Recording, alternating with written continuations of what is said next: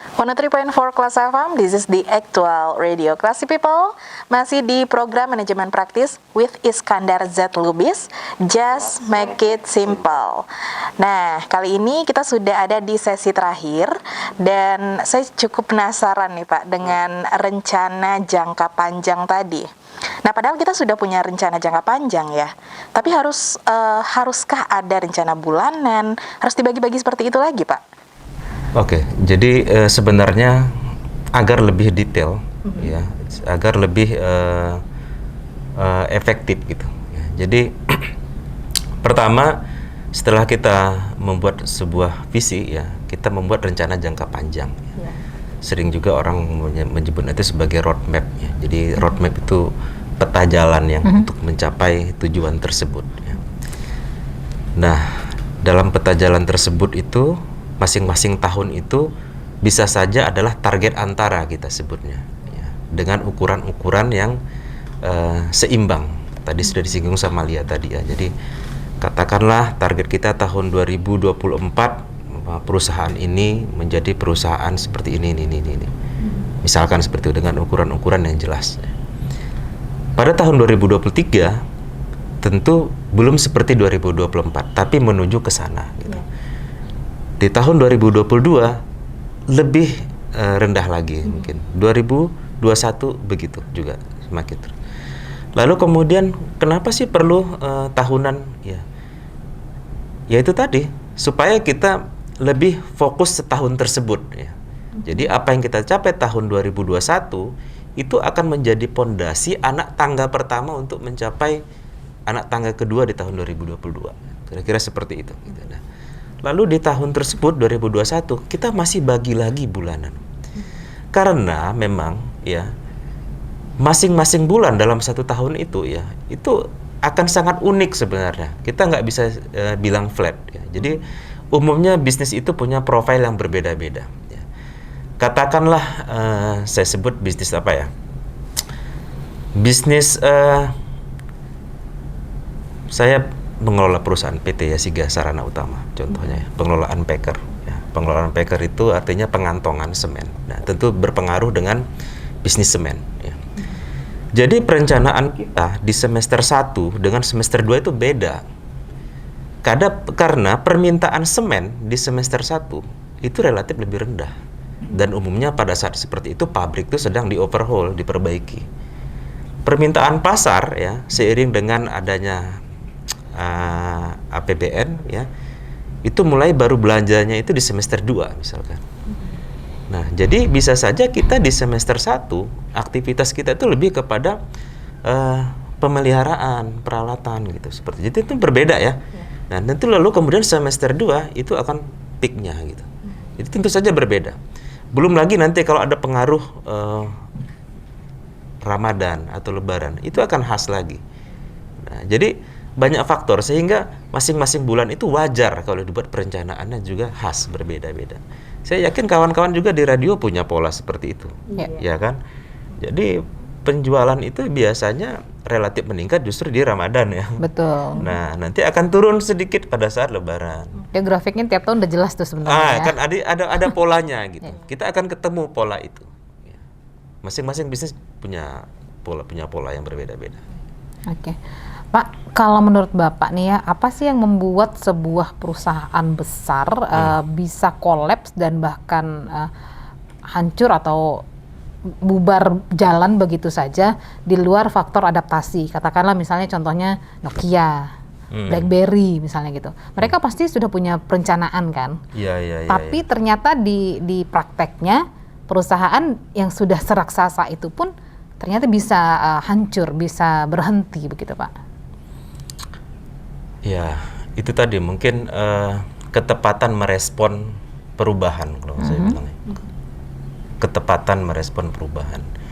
Jadi kita jangan pernah merasa bahwa kita ini sudah paling atas nih begitu ya? Ya, seperti itu. Sehingga kita tidak menyiapkan diri untuk terus mempelajari katakanlah perubahan di luar dan juga perubahan kompetitor kita. Jadi sebenarnya tadi kita sudah singgung ya bahwa kita menyiapkan value ya, katakanlah value yang merupakan apa kalau saya bilang ya, penyembuh luka lah ya, pain reliever lah misalkan gitu ya. Artinya kan memang value yang paling kuat itu. Jadi orang merasa sangat butuh ya, lalu kita datang seperti mengobatinya gitu ya. Lalu kemudian memberi keuntungan buat si customer dengan memakai produk kita misalkan, atau membantu pekerjaan dia. Kita sudah siapkan.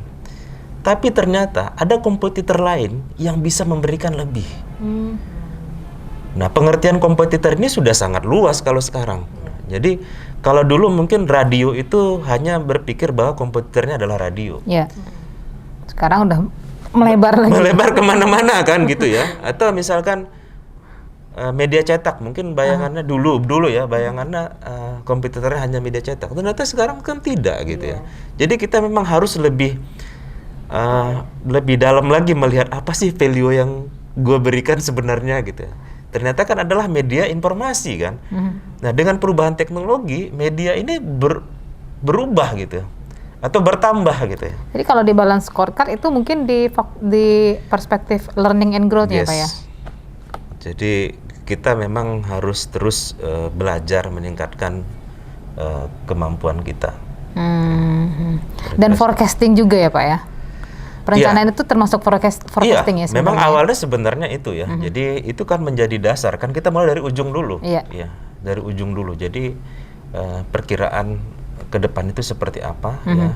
Di ujung kita banget itu customer kita seperti apa gitu. Lalu kejelian kita memperkirakan itu akan menjadi modal besar bagi kita untuk merencanakan proses apa yang akan kita lakukan. Oke, baik.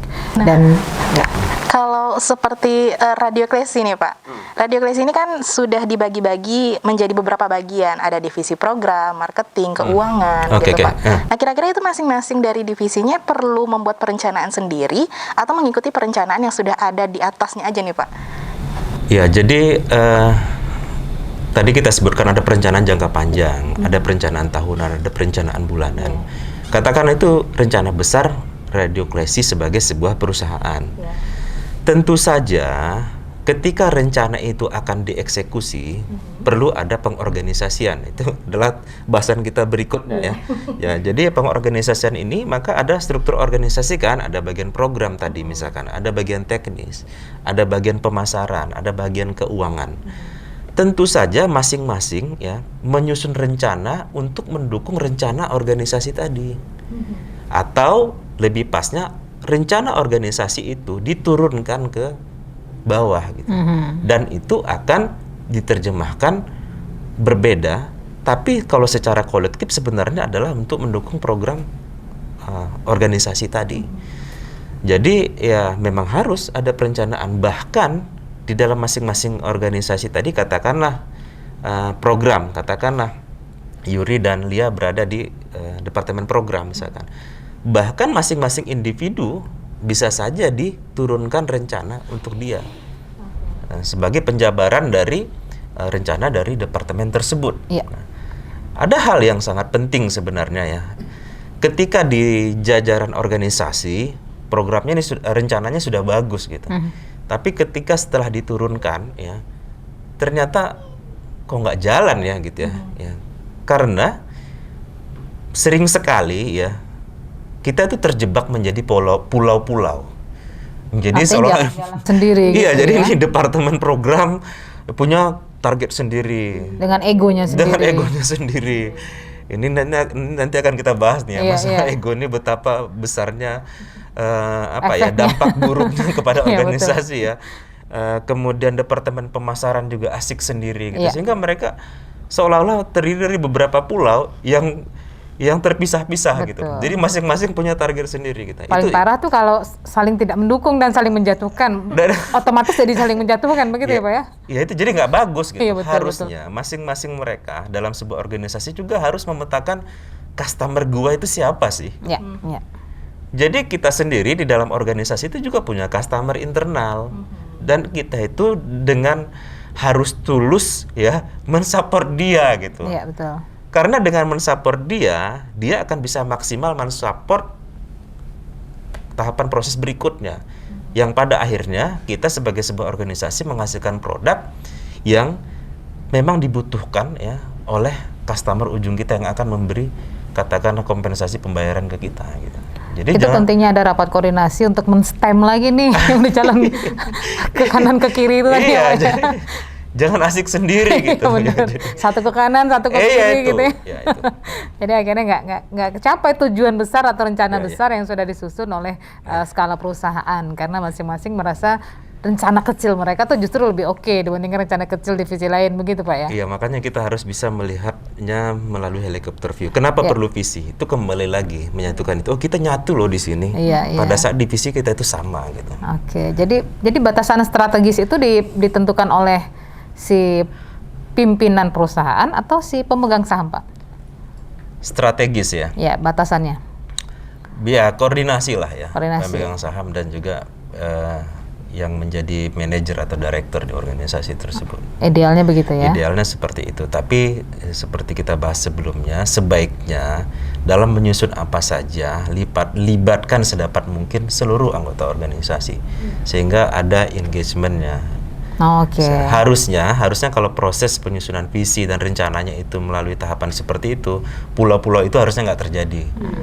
Karena dia tahu ini rencana yang di departemen gue ini sebenarnya adalah penjabaran dari Ya. dari organisasi dan lebih ujungnya lagi dalam rangka mencapai visi bersama. Betul. Kalau dicontohkan ke radio kita, mungkin divisi program punya perencanaan buat program yang keren, ya ujung-ujungnya nanti untuk pendapatan, untuk klien datang, untuk sponsor masuk, pendapatan juga kan akhirnya gitu ya. Marketing jadi gampang tugasnya begitu ya. Orang keuangan juga senang laporannya positif terus gitu ya Pak. Kira-kira seperti itu ya Pak Is ya. Oke, Pak Is, kita langsung ke konklusi aja untuk topik kali ini, menyusun rencana untuk mencapai visi part 2. Oke. Baiklah si people. Jadi dalam rangka mencapai visi, kita memang perlu menyusun rencana sebagai bagian dari siklus manajemen ya, perencanaan, organizing, actuating, dan controlling. Saya tambahkan lagi improvement ya untuk perencanaan berikutnya. Nah, dalam perencanaan ini kita tentu saja mempertimbangkan banyak hal ya, parameter-parameter yang perlu kita rencanakan ya. Nah, untuk membantu kita menyusun parameter-parameter tersebut secara akurat dalam perencanaannya, pertama sekali kenali bisnis proses kita ya. Kenali siapa customer kita, seperti apa sih perilakunya, seperti apa sih kebutuhannya. Dengan demikian kita bisa meng-create sebuah value yang memberi nilai tambah, menyelesaikan permasalahannya dan membantunya ya. Lalu tentu saja untuk menghasilkan value tersebut kita butuh sumber daya, butuh aktivitas-aktivitas yang kita lakukan, dan bahkan juga bagaimana kita menghubungkan produk kita ini kepada si customer pun kita butuh channeling, ada awareness, sampai bahkan deal, dan juga bagaimana mengikat dia tetap engage ke kita. Nah, semuanya itu kita buat perencanaannya ya. Seluruh sumber daya yang kita gunakan ya, baik manusianya, baik bahan-bahannya, baik bahkan caranya juga, bagaimana kita untuk mencapai target kita tersebut. Nah, namun tidak hanya sekedar rencana aktivitas saja ya, hambatan-hambatan yang mungkin pun perlu kita pertimbangkan. Kita perlu mengkaji dan menilai risiko-risiko yang akan mungkin muncul, lalu kita buatkan rencana mitigasinya atau menghindarinya, jangan sampai jadi masalah untuk pencapaian target kita. Dengan demikian, insya Allah dengan terus mengevaluasi apa yang direncanakan setelah dieksekusi, kita akan menemukan rencana yang paling efektif untuk mencapai visi yang telah kita tentukan. Oke, baik. Semoga pembahasan kali ini bermanfaat untuk Anda, Classy People. Dan jangan lupa untuk terus mencermati program manajemen praktis with Iskandar Z. Lubis. Just make it simple. Minggu depan atau episode selanjutnya kita akan membahas mengenai pengorganisasian ya. Siap, insya Allah. Ya. Jadi jangan dilewatkan. Terus juga untuk Anda yang mungkin tidak sempat mencermati obrolan kami secara utuh melalui Radio Classy FM, jangan lupa silahkan juga untuk mampir ke channel YouTube-nya Classy FM. Anda cukup ketik Classy FM gitu ya, atau Anda bisa mendengarkannya via podcast. Silakan download aplikasi Classy FM di Play Store dan juga di App Store. Cukup ketik Classy FM atau masuk ke www.classyfm.co.id. Oke, jangan lupa di like ya, di subscribe dan di komen juga. Oke, saatnya saya Yuri Adeline pamit. Dan saya Lia Priyanka, juga Bapak Iskandar Z. Lubis. Terima kasih atas dengar Anda. Assalamualaikum and then see you.